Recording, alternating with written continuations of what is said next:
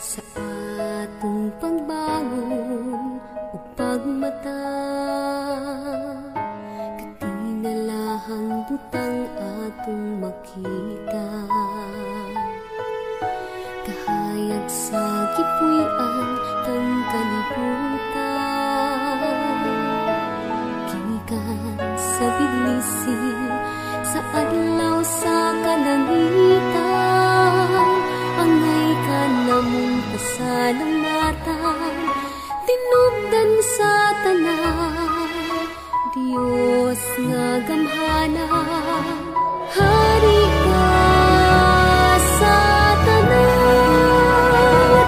Santo ninyo ko o Ginoo ko, sa imong kaluoy gisap na